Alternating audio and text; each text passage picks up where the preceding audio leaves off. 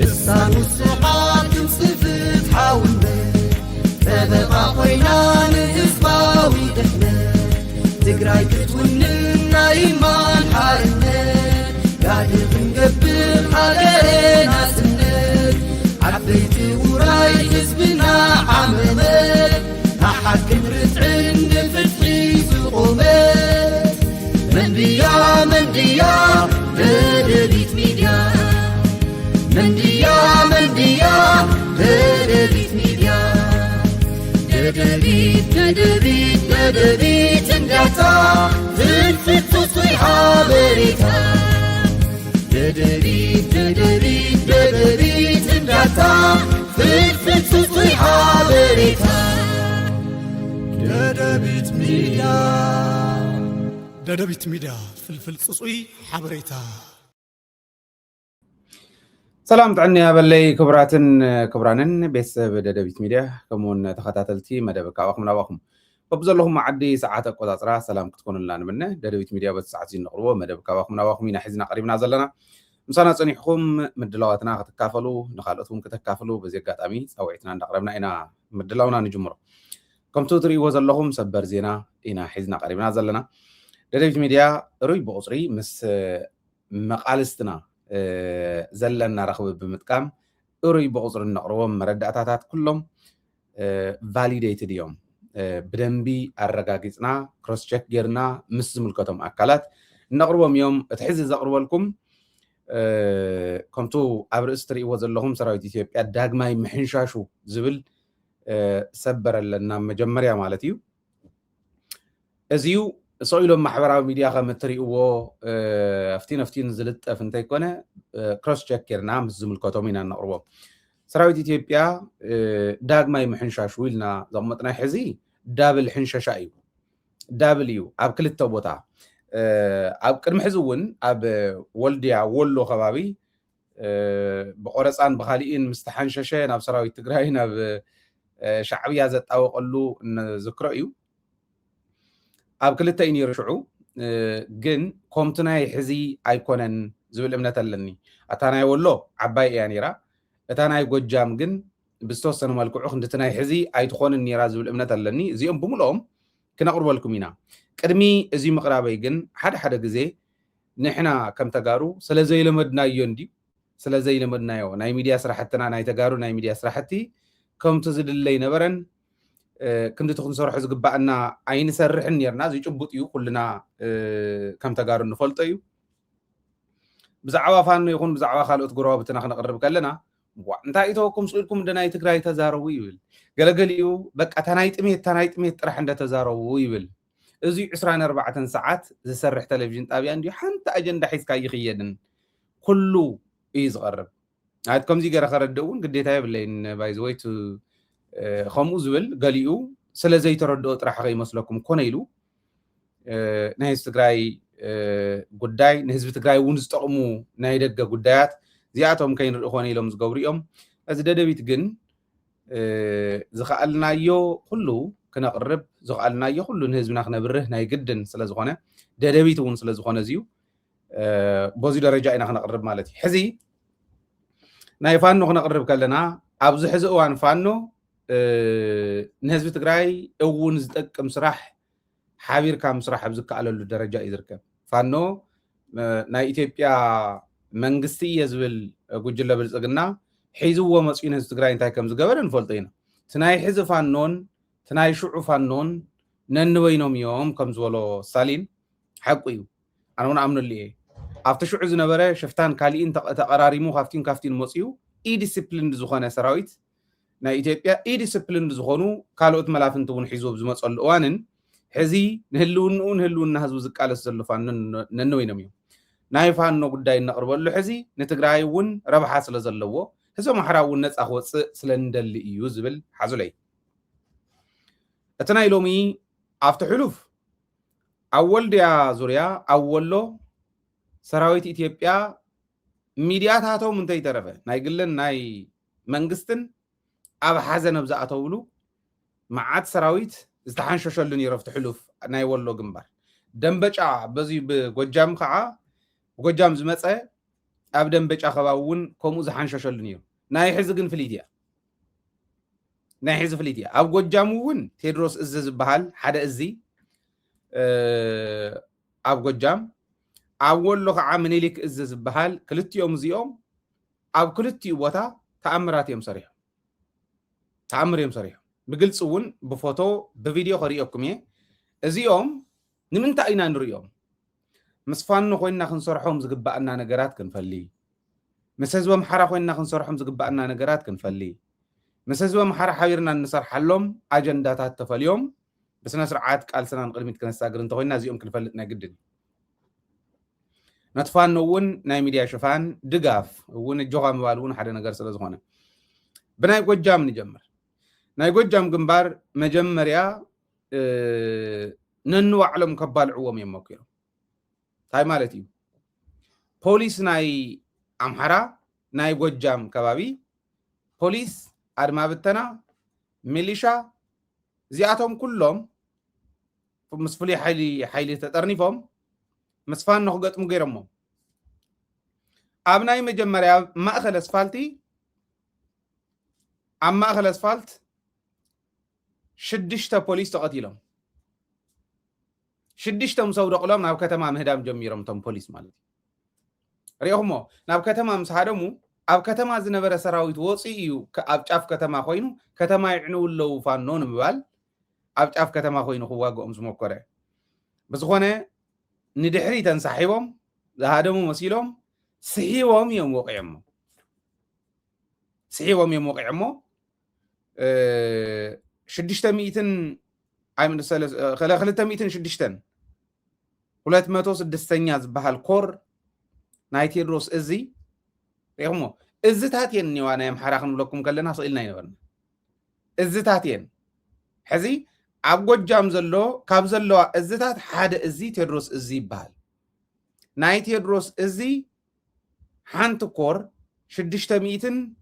سوري كلتا ميتن شدشتن اتبهال كور كاب نايتي الروس إزي يا جميراتو ده حارس تحوستا حدا ميتن تشعتن تبهال كور كاب أخب على خاب نايتي الروس إزي رغم ميتن تشعتن ميتن شمونتن ميتن شوعتن قال خندي كور كم زلوت حدا إز غعرايو عبز حلفة نجيركم نيري كندي اللوني لكم فانو تقلالا سراويتو كاب شدشتا ميت الشحن العلي لكم شدشتا ميت الشح سراويت مالت دارقا خندنا إثيوبيا سراويت مالتي إثيوبيا حزي توسخ يا زلا خميكم توسخ زلا خريقكم يا بخالي إثيوبيا توسخ الله تيموني وسخ يمنيو شدشتا ميتن العليون شدشتا ميت شحن العليون سراويت الله أو قجام كلتا كور نايتي الروس إزي كلتا ميتن شدشتن ميتن تشعتن زبها لامس قد أما خابزياتن بفوليا بقدميت زنورا عسرت ربعته إسران ربعتن سلاسان ربعتن زبها لخفلو طراتين مجمريا قد إيمان سلازي سنان نبزبها الوردا زتمارخو سراويت زتقتلو قدفوهم سويل تأمراتي أنا وزي خريقكم يدلن مالت ناي تقل الله تنصرح زلنا بتلفزيونون بيوتيوبون سلازي حلف نمر آيو زغناني أبي قبرو لكم يه كل جزي غمن قبرو أب تيليجرام شانل فوتون فيديون زغنان زخونه أب تيليجرام شانل نخو أمتلكم يه اتوم استمارخو جن كتريقوهم سلازلكم نايتي دروس إزي زمارخهم إيد كان العلب زياني ولكم هكا فوتوم سلوس بدحريت كوينوم تنفانو بدحريت نيولكم أو كلمة زنهين إثيوبيا سراويت إزي أحن تخفلت أور طرح كابزن 14 24 34 زولكم ناي مجمريا حن تخفلت أور كاب دورة ماركوس وصي لهم أبزل لبتا يوم كم دي أجرم سيلهم ممنيو إذا كان العلي أخالي تأمري بالله كم دي أجرم ماري هم من يوم مالتيو نايسنا نوردا أو نهالو خريقكم دلي سنا نوردا توك ترارانا كاي لمورور يمطو يجولا طور تماركه ነው ታምር የትኛው ነው አንተ ይህ አባስ ማነው ስም ማን ሻምበሪሱ አንተ አየነ سلمان ها ማረግ ምን አምሳለቃ ስናይ ክፍለጦ 25 ሁላችሁም ቀና ነው ከደረት ነፋ በተቀመጣችሁበት አይደል ሁላችሁም ነፋ ከደረታችሁ ይቻላል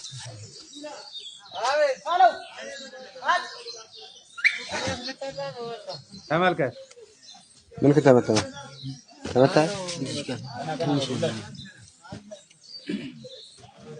ተመልከት ፋኖ ይዲህ ብሎ ገለመለዝ ባህል ነገር የለም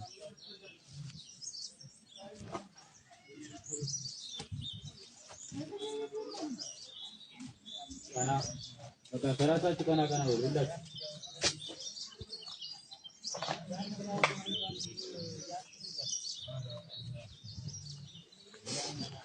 ገራይ ሉዳ አይኮነን ያው ሓደ ግቢ አንተ ክፍለ ጦር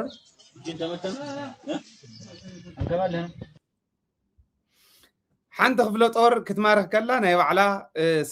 ስእሎም ዘውፅዎ እዩ ተዓንተ ወይ ዝረኣኹሞ ካፍተን 14 ዝበሃላ ዝማረኽኦም ከምዚ እንዳገበራተን ክፍለ ጦራት በቢ ክፍለ ጦሩ ዝማረኽዎም እዮም ትርእይዎም ዘለኹም ከምዚ ኢሎም ተዘርጊሖም ንሪኦም ዘለና ተረቢሎም እውን ኣሰሊፎሞም ከምዚ ገይሮም ካልኦት ከዓ ማለት እዩ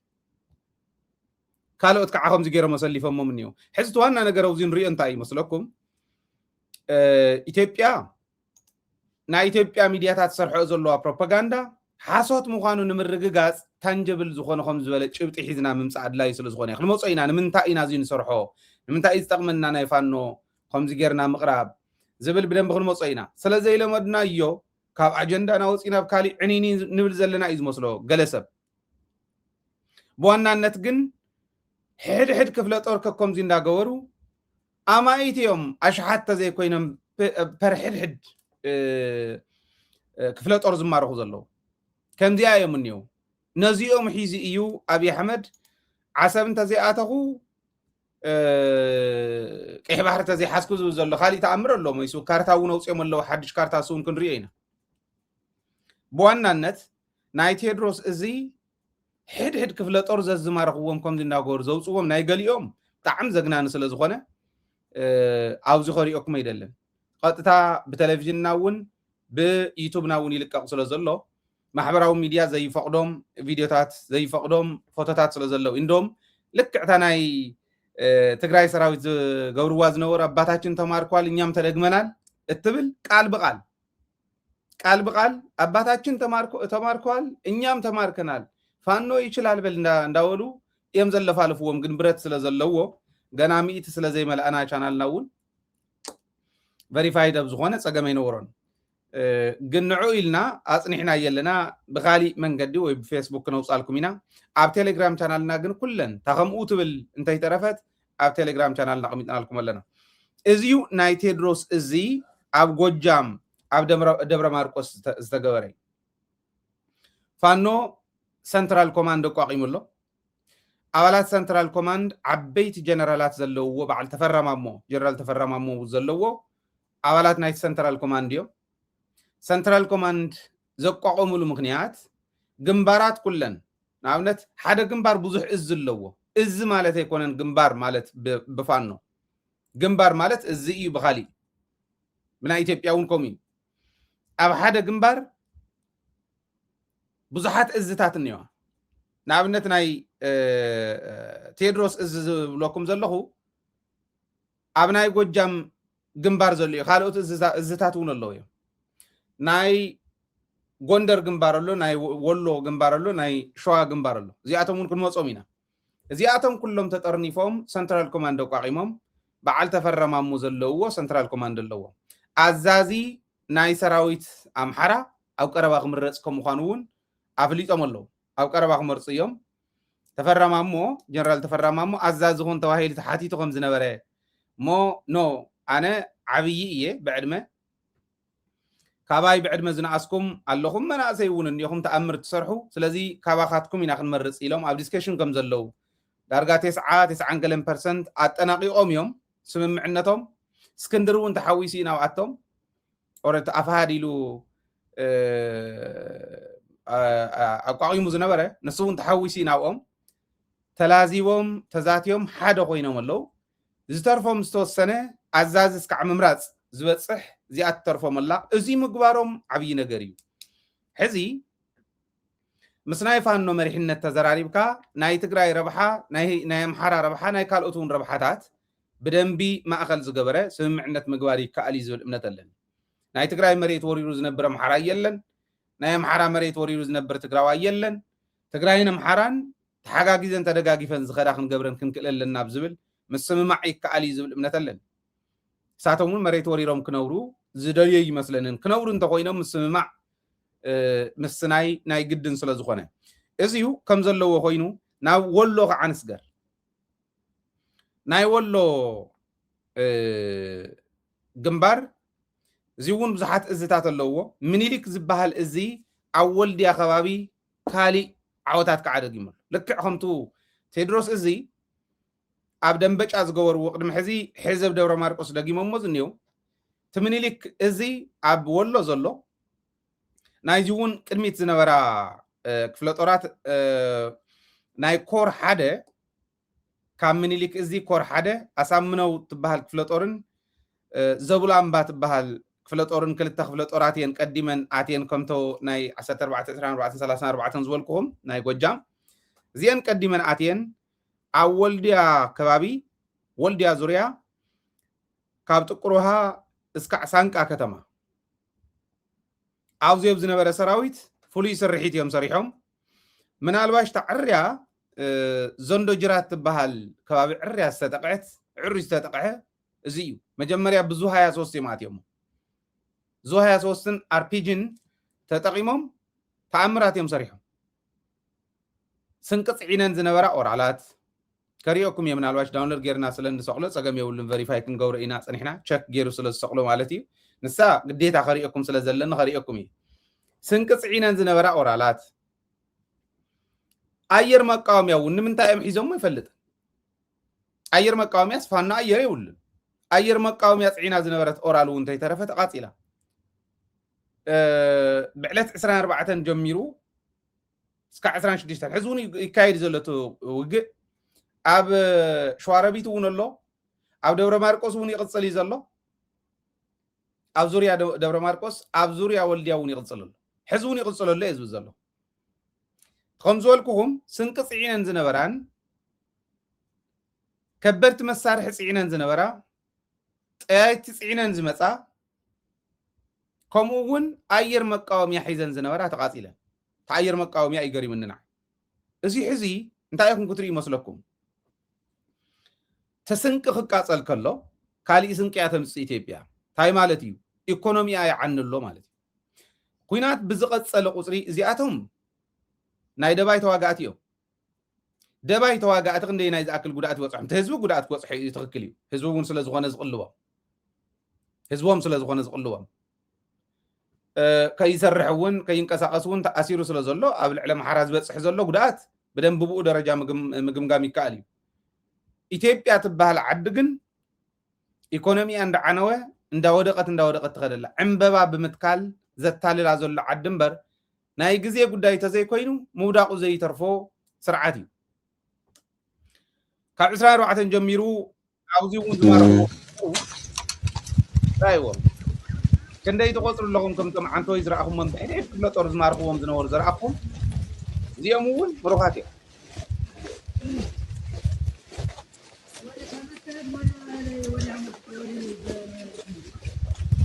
زيامون مروحاتي قجام زمارخو زلو يوم أولو كم تزولكم زكاة ألوان كعا نجري هيا وران زواسستوي ብዙ 23 እዮም ዙ 23 ሰዓት ቀይፋን ነው ማለት ታትቃጸል ዘላ ኦራሊያ አሳምነው ክፍለ ጦር ዘቃጸልዋ ያቶም ካልኦት ክፍለ ጦራት ዘቃጸልውን አርፒጂ እንዳገወር ዘቃጸልውን ኦራላት ዝማረኹ ወጥይቱን ከሪእኩም ንርአዮ ንፍለጦ እዚ ንስራሐሉ ይጠቅመና ስለዝኾነ ንምንታይ እዚ ክብል አይደልን ግን ተጠቀሙሉ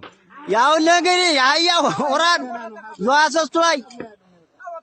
የምስራቅ አማራ ፋኖ አሳምነው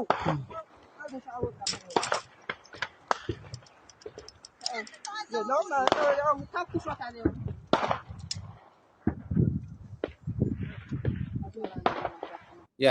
ብርግፀኝነት ለሽ ከብልዎ ምንም ጥርጥር የብሉ ኣብዚዩ ብጥንቃቐ ክንሰርሖም ካብ ዘለና ከም ተጋሩ ምስ ናይ ኣምሓራ ፋኖ ዘለና ረኽቢ ከመይ ጌርና ኢና ክንወስዶ ዝግባአና ከመይ ይኾን ዝግብኦ ተተሓዛ ምስ ናይ ኣምሓራ ፋኖ ዘለና ተሓዛን ከመይ ክኾን ክኽእል ኣለዎ እዚኦም ክንዘራረበሎም ዘለና ክንሰርሓሎም ዘለና ክንጥንቀቐሎም እውን ዘለና ኢጎ ኢሞሽን ቅዛዕ ምዛዕ ዝበሃል እዚኦም ከመይ ጌርና ኮንትሮል ጌርካ ምኻድ ይከኣል ከመይ ጌርና ኢና ክንከድ ዘለና ዝብል ምዝርራብ ዘድልዮ እዩ ክብለኩም ደልየ ምክንያቱ መስተውዓሊ ጥራሕ ኣብ ዝወፀሉ ግዜ ኢና ዘለና ብረት ሒዝካ ዝመፀካ ፀላእ እንዳደምሰስካ ንሱ እንዳቀተለልካ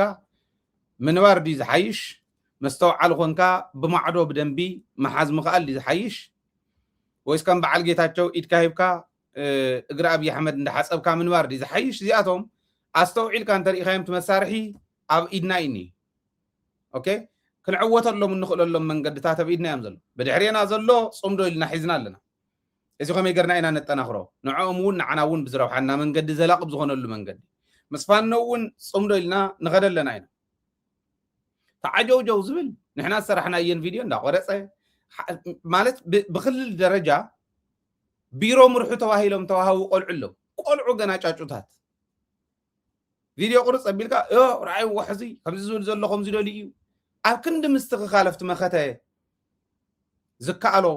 ኩሉ ኣብ ክንዲ ምግባር ነታ መኸተ ንድሕሪት ንምምላስ ዝኸዱ ቆልዑ እዮም ጫጩት መዲብኩም ዘለኹም መሪሕነት ትግራይ ኣስተኻኽልዎ ዋትም ሰብ ንስተኻኸል ንታረም ከምዚ ዝበሉ ዕድላት ኣብ ዙርያ ትግራይ እንዳሃለው እዚኦም ተጠቒምካ እቲ ህዝብካ ደ ተሳግር ወይስ ቡሕ እንዳበልካ ትነብር ሓደ ግዜ ንሓንቲ መዓልቲ ደይውካ ንዛ ስልጣን እዚኣ ዘብል ዘመኒ ማለት ትሕመቕ ኣብ ትግራይ ዝኒሄ ፀገም ናይ ትግራይ ሸኽሚ ምዃኑ ይርዳእኒ ግን ኣቲኻ ክተስተኻኽል ትኽእል ምዃንካ ክርዳእካ ከሎ ኣንቱም ሰብ ሓደ መዓልቲ ደ ምልቁ ኢለ ይመፀካን ከምዚ ዝበለ ይብል ከም ፀረ ህልውናና ፀረ መኸተና ዝኸዱ ዘለዉ ከመይ ጌርካ ክትሕዞም ከም ዘለካስ ዘይርዳእ መሪሕነት ከም ዘለና ክርኢ ከለኹ ብጣዕሚ እየ ዝሓዝን ክልል ዝመርሑ ናይ ክልል ቢሮ ዝመርሑ ኣብ ፌስቡክ ከፍ ኢሎም ዝውዕሉ ሃይለ ዝሰርሓሎም ሃይለ መኸተ እዩ ዘሎ ሃይለ ዝሰርሓሎም ወይ ተሓለ ዝሰርሓሎም ቁርፅ ኣቢሎም ራእይኹም ከምዚኣ ዝብል ዘለኩ ሕወሓት ከም ስለ ዝሓሰበት እዩ ከም ዝብል ዘለኩ ከምዚ ስለ ዝበለ እዩ እታ ቢሮ ግነ ይመርሓን ኣርባብ ወዲ ኣርባብ እትዮም ከመይ ገይሮም የሳቑና ከም ዘለው ራእዩ ነዚኣ ግን ሕዚ ዘርእዮ ዘለኹ ዋላ እውን ነዚ ቆሪፆም ሕዚ ስለ ፋኖ ይሰርሕ ኣሎ ስለ ትግራይ ከይሰርሕ ክብል ስለ ትግራይ ምስራሕ ምዃኑ ይርድኦን ደደንቆርኡ ከመይ ገይሩ ተጎሊሉ ንላዕሊ ከም ዝወፅኣኒ ይገርመኒ ኣብዚኣ እንተሰሪሕና ጥራሕያ ኣብ ትግራይ ጥይት ተይተኮስካ ትግራይካ ተኽብር እዚ እውን ኢልና ክንዛረቦ ይግባአና ነይሩ እቶም መራሕቲ ተባሂሎም ብክልል ደረጃ ተቐሚጦም ዘለው ኣብ ናይ ካቢኔ ኣብ ናይ ዕፁብ ናይ ካቢኔ ኣኼባ ሓሳብ ኣቕሪቦም ኦኬ ናብ ቦርደር ትግራይ ክቐርብ የብሉን ምክንያቱ ከምቲ ወለድና ዝብልዎ ዝነበሩ ቀደም ኣብ ዓጋም ዝተፀግዐት ቁልቋል እንዳነብዐት ትነብር ስለ ዝኾነ ናብ ፀግዕና ይነቕርቦ እንዳድማዓና ክነብር እዩ ብርሑቑ ንሳቶም እውን ንናፅነቶም ይቃለሱ ኣለዉ ንናፅነቶም እንታይ ዓይነት ድጋፍ እዮም ካባና ዝደልዩ ንሕና ኸ ንሳቶም ንናፅነቶም ብዝገብርዎ ቃልሲ እንታይ ዓይነት ተረባሕቲ ኢና እዚኣ ካልኩሌት ገይሩ ክመርሕ ዘይኽእል መሪሕነት ክብል ከለኹ ደብረፅዮንን ወዲ ወረደን ጥራሕ እዩ ዝረኣዩ ሕድሕድ ቢሮ ዝመርሑ ዘለዉ ቆልዑ ራእዩ ቆልዑ ገሊኦም ማቹርድ እዮም ትኽክል እዩ ክብረብ እውን ኣለኒ ቆልዑ ግን እኒው በቃ ነቲ መኸተስ በል ንብል ኣለና ንሕና ንፅዕር ነዚኣ ኸ ይኹንስ ዕንቅፋት ኮይኖም ኣብኣ ኮይኖም ዝሰርሑ ሰብዲ ተሳኢነ ኣብ ትግራይ የብል እዩ እንታይ ኢኹም ኮንኩም ብጣዕሚ ዝሕዝን ኤኒዌይ እቲ ናፍቲ ናይ ፋኖ ክምለስ ኣብ ወልድያ ዙርያ ከም ዝበልክዎ ካብ ጥቁር ውሃ እስካዕ ሳንቃ ከተማ ብፍላይ ሕዚ ቃፀሎታት ዝረኣኹምሉ ናይ ዘንዶ ጅራት ዝበሃል ብዙ 23 ኣርፒጅን ተቃፀላ ስንቂ ፀዓና መሳርሒ ፀዓና እንተሎ ኣየር መቃወምያ ፀዓና እየን ተቃፂለን ተን ኦራላት ተቃፂለን ማለት ሓንቲ ኦራል ክንደይ ዋግኣ ታንክታት ተቃፂለን ማለት ሓንቲ ታንክ ክንደይ ዋግኣ ኣፅዋር እውን ማዕተ ኣፅዋር እዩ ተማርዮም ጥይት እዮም እዚኦም ትርእይዎም ዘሎ ፋኖ ዝማርኾ ጥይት እዩ እዚኦም ጠያይቲ እዮም እዚ ጥይት እዚዩ ስቑኢሉ ቆፅሊ ሸምጢትካ ኣይኮነን ተገዚኡ ፋኖ ካብ ናይ ኢትዮጵያ ሰራዊት ማሪኹ ይገጥም ከም ዘሎ ራእዩ زوم تيايت تزيوم تماريخهم مالت نزوم تيايت تزيوم زوص $1 كله عنيو مالتي بإثيوبيا إيكونومي نايت هاجر كما يعنهم زلو رايو نحنا إثيوبيا خندحن نيثيوبيا بقى مليس كان افتو تግራይ ተወልዓሉ ደረጃ ንምውፃእ ንምንታይ ኢና ንፅዕር ገርመኒ ኣብ ውሽጢ ትግራይ ኮይኖም ዝፅዕሩ ንምንታይ ካብ ትግራይ ወፃእ ኮይኖም ዝፅዕሩ ንምንታይ እዚኣቶም ዘይተረድኦ ነዚኦም ሰባት መሲልዎ ቧዕ ተረዳድኡ እንዶ ኢሉ ተመኸተ ዘሎን ትፀረ መኸተ ኮይኑ ዝሰርሕ ዘሎን ማዕረግ ገይር ዝርኢ ትግራዋይ ከ ንምንታይ እዚኦም ይገርሙን እዮም ኣነ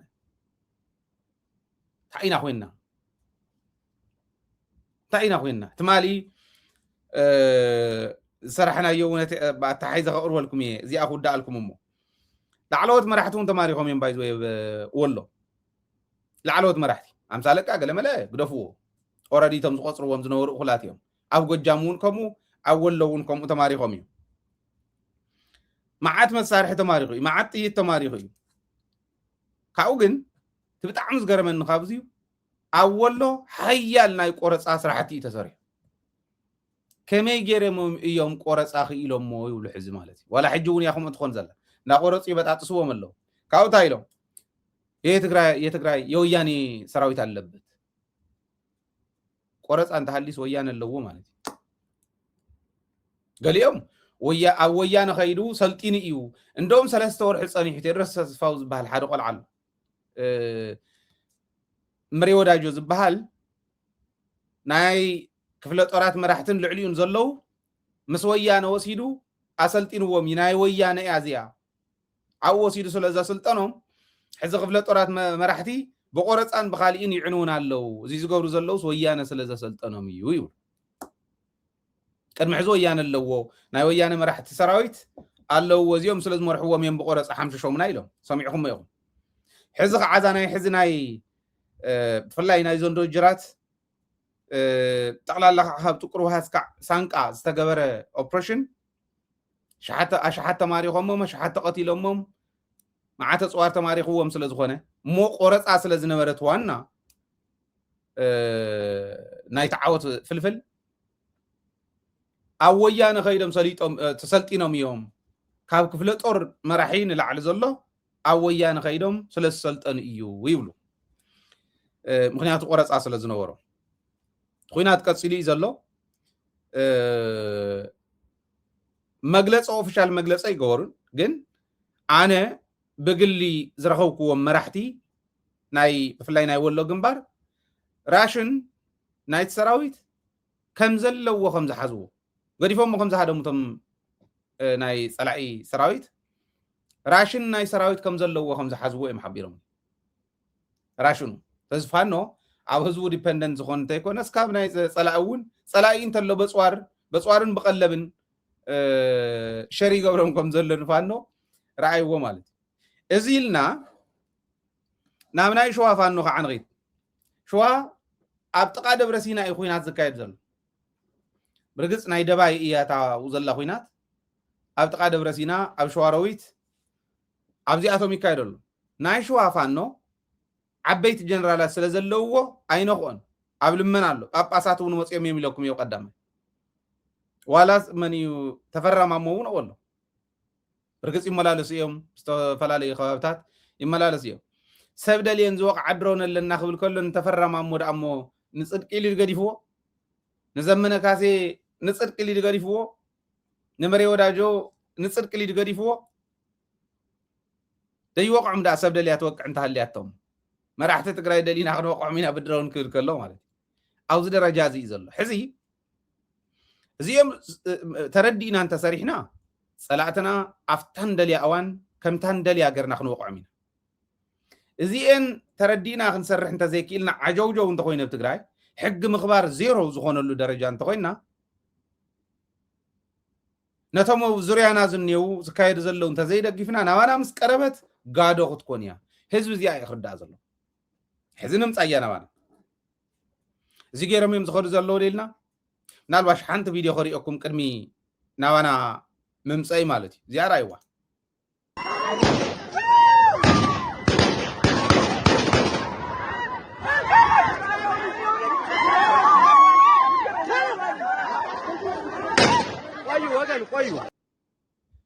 እዚው ጎጃሚ ጥይተይ ተባኹኑ ይብል ኣሎ ቴድሮስ እዚ ድሕሪ ዓወት እዩ ናይ ሓቂ ክንዱ ዝኣክል ሓይሊ እንተዝህልዎ ከምቲ ዝጀሃሮ ዘሎ ሓይሊ እንተዝህልዎ ኣብይ ኣሕመድ ንፅድቂ ኢሎ ይገድፎም እነዚኦም እዚ ተረዲእና ሕዚ ከም ተጋሩ ናይ ብሓቂ ክንሰርሖ ዝግባአና ዲና ንሰርሕ ዘለና ዝብል ንርኢ ገሊኡ እንተሎ ንዓይ እውን በቃ ንስኻ ከም ዝትገብር ኣለኻ ትፈላል ኣለኻ ይብል ገሊኡ ንምንታይ ማዕረ ጌርካ ዘይትኸዶም ሓደ ትማሊ ዶክተር እዩ PhD መሓዝ ማለት እንታይ ማለት ምዃኑ ይርዳእንን ኣነ እንድሕር ከምኡ ኮይኑ ኣነ እውን PhD ሆልደር ስለ ዝኾንኩስ تا PhD ህዝብ ንምድሓን ክጥቀመላ እንተኮይነ ኣፍታት ተድልዮ እዋን በታ ዝኽእላ በታ ዘለትን ንኽእለት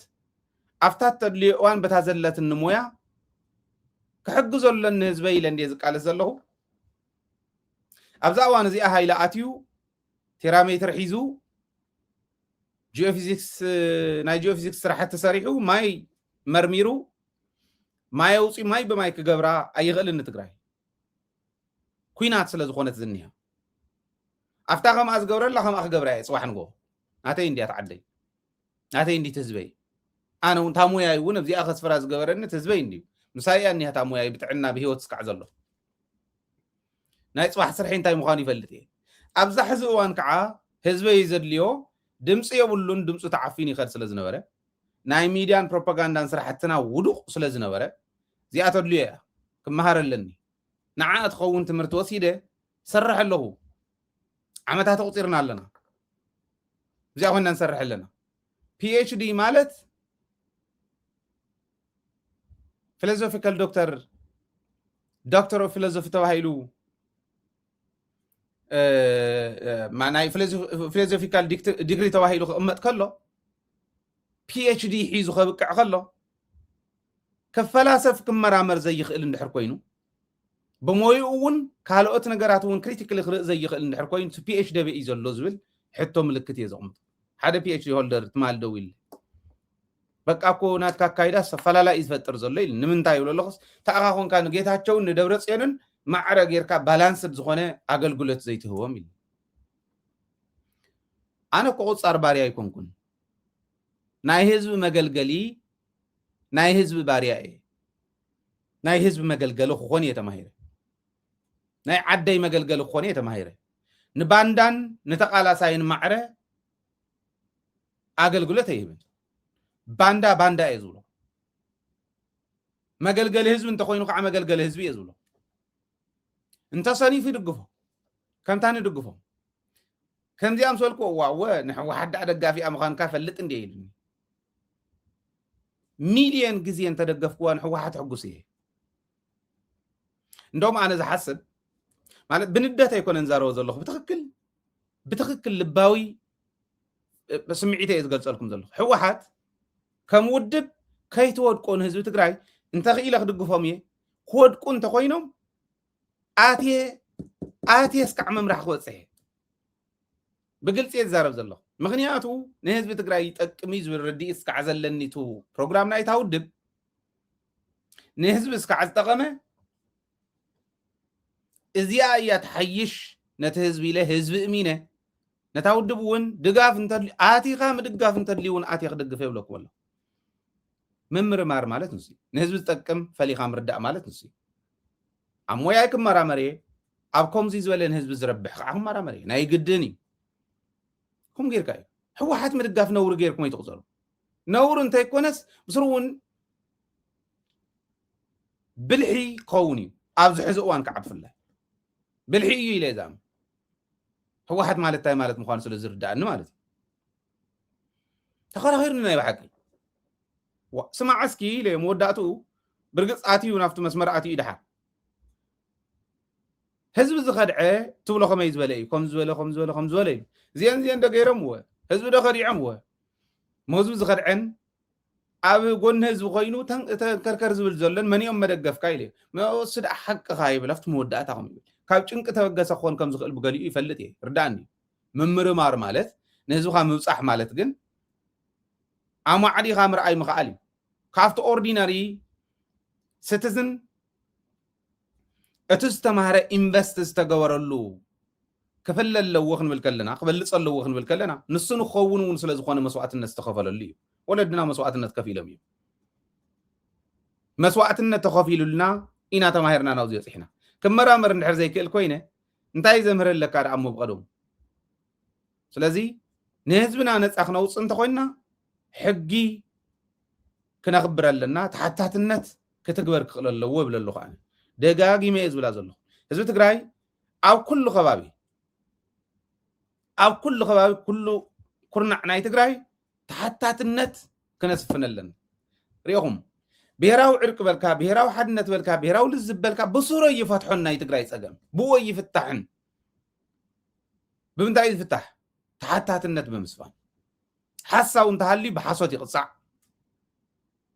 ليبا انتحلي بليبنت يقصع عقرقر زبل حزكو عددا محبراو ميديا كوينا وين محبراو ميديا شير لايك سبسكرايب قلتات غيرو فيو ندحرت ريو توسنا فرانك سلازركب كابن ابو وديو صريفو سراويتو صريفو هاغرو عنيو عدو بريسو بفيو بناي محبراو ميديا فرانك بزي اخنا برزدلي نافت درجه نس انت اتينا ناي موداتا نافت عقرقر انت اتينا عدا هاغر كتقوم ليو حق خبر حدا ايغلصون شمو كبر هو يدل نوزي ناي كل بيروز مر حدا زلبابلو زلباب بقى ما يزوقع بقيع زمسل زقوررا بقيع زقوررا طيل زمسل عكف اندال تخيد حما ناي كل البيروز مرح زز سرح هون فيديو اندا قرصه نزين بفيو سوشيال ميديا بلاتفورم خعبي هزوق اب كمي زوله معمقكم زلو زير دنقرو كم زي زول دنا قرئتكم حزب تبلع زلهم حدقو وا انتم زمدبكم ملعال مقيار كونور كوي عقم زلوم اتاو كونور كوي دايز بحال زرباي تمالي ناي حدا قلعه ناي لفعاتين ولا دحنا قمطو سريحنا نمتاينا سريحنا تقلعه زي يفلطو منم زفلطو زي يبلو حاسوت اند حاسو خمس خغبر يزول سوشيال ميديا يزعب نسون بايزو يتفلطو انتم فيسبوك نخعبي انا هايلش مزصلم زنبره مس هايله درجه ابناي هايله درجه خوين خو ودادر زخل سب ايكونن درجه يونه يكونن نو زخزارو نمنتا اينا خو مغيرنا نزيا قريصم كابزي اون فيو نمركاب كابزي اون شير لايك سبسكرايب نمغبار نمركاب قريصم زخدو كالي سرحوم وديقو اندهالو نزيا ازغبرو فيسبوك زوعلو كابيني نيول كاود ورده ارمم نحنا سرحنا له تاصمدو خبكس يغيد تقلع موكير تقلع زفولطو زي ولون يفلطي نحنا طرح يكونان ايرتراويان ونسريحم ليه تمصم دز جمر سريحم ليه سنه سرعت كنا خيده سلازلنا تصمدو ايزو ويز فنقل يكونن حزي زعبده سب انت عبده فنقل يكونن بزي غاطامي صبو سرحت نسرح خمزلنا نهزوي كبسر دل ABCD لخ قلص አይደለን حزي ነገር ግን ትግራይ ምንካ ማለት ጠቅላላ ኤርትራ ዓፋር አምሓራ ምንካ ከምዃኑ ናብዚ ደረጃ ዘብጽሕና ኢና ናብዚ ዘብጽሕና ኢና ዚገርና ዘይገበርና ኒዳ ክጃሃር አይደለም بتግባር ናው ጽሕና ኢና ናይ እገላ ኣብ ሰሙን እዚ ክነቅርበልኩም ኢና ተናህና ናይ ትጽምደው ውጽኢት ጽኒሕ ስለ ዝመጾ ኣብኡ ክገልጸ ግን እዚውን ሰርሕ ኣለና እዚአን ደግፍካ ንህዝብካ ንቅድሚት ንምስጋረብ ክንዲ ምስራሕ ኣብ ከም ዝበለ ዕኒኒ የለና ትዕኒኒ ኣርምዎ ዝብል ዘለኹ ንምንታይ ግን ትዕኒኒ ይመጽ ኣውን ሃለኹ ገልጸ ምስትናይ ፋኖ ተሓይዘ ዝገልጽ ዘለኹ ስካ ሕዚ ነቲ ናይ ፋኖ ደግፍና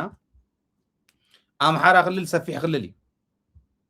ኣምሓራ ነፃ እንተኮይኑ ምስ ኣምሓራ ሰላም እንተኮይንና ክንደይ ናይ ዝኣክል ባፈር ኣለዋ ትግራይ ዓፋር ነፃ እንተኮይኑ ምስ ዓፋር እንተሰሪሕና ሰላም እንተኮይንና ክንደይ ናይ ዝኣክል ባፈር ኣለዋ ትግራይ ብኤርትራ ወገን ሰላም እንተኮይንና ከመይ ዝበለ ዕድላት ኣሎ ንትግራይ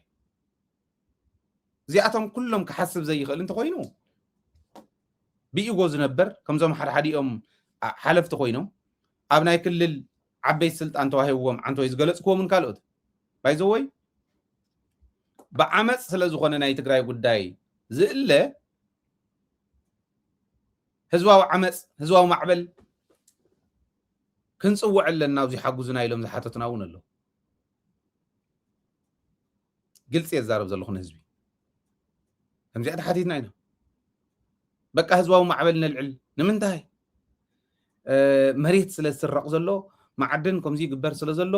በቃ ሲስተሚክ ዝኾነ ውድቀት ኣጋጢሙና እዩ ስርዓታዊ ዝኾነ ውድቀት ኣጋጢሙና እቲ ስርዓት ብዓመፅ ንቀይሮ ዝብሉ ኣለዉ በረኸት ስምዖን ሓደ ግዜ ዝበላኽ ልቃሕ እሞ ብደንብ ክትገልፀለይ ስለ ትኽእል ብኡ ገልፆ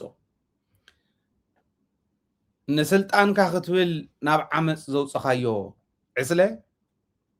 ስልጣን ምስ ሓዝካ ክትመልሶ ይትኽእልን ክትመልሶ ዘይከኣልካ ዕስለ ስልጣን ሒዝካ ክትመልሶ ዘይከኣልካ ዕስለ ከዓ ንባዕልካ እዩ ዝበልዓካ በእርግጠኝነት ለመናገር አሁን እያወጡት ያለው ህርድ መንጋ ተመልሶ ራሳቸውን ይበላቸዋል ይሉ በረኸት ብሉፅ ፖለቲከኛ እዩ በረኸት ተንኮሉ ከም ተንኮሉ ልዕሊ ትግራይ ዝነበሩ ጽልኢት ከም ዘሎ ኮይኑ ሓቂ ዶ ኮይኑ ንባዕል በረኸት ክኣስሩ ንኣብይ ኣሕመድ ክድግፉ ፋኖ እንዳተባሃለ ሽዑ ኩሉ መንእሰይ ፋኖ ኮይኑ በዓል ገዱ በዓል ንጉሱ ጥላሁን ዝገብርዎ ነበሩ ትፈልጥዎ እዮም ገደበ የሉ ኣብ ስደት ንጉሱ ጥላሁን የሉ ተዓፊኑ ደመቀ መኮንን በዓል የሉ ገዛ እስር ኮይኑ በዓል ዮሃንስ ባያሎ የበለው ኣብ እስር ቤት ኦኬ ወድን እንዳ ክንደይ ጉዳጉድ እንዳወፅሖም ማለት ንምግላፅ ብዘፀገም ስለ ዝኾነ በዓል ክርስቲያን ታደለ የሉ ኮበላሎ እንዳተባሃለ ትግራዋይ ጨፍጭፍ ሽፍታና ይከለ ንዑ ትግራዋይ ጨፋጭፉና እንዳተባሃለ ኣሃላለይ ጉማ እንዳተባሃለ ክድረፍ ከሎ ተስታውስዎ እዮም እዚ ደጋጊምና ዘቕረብናዮ እውን ስለ ዝኾነ ኣይትርስዕዎን ኢለ እየ ይሄው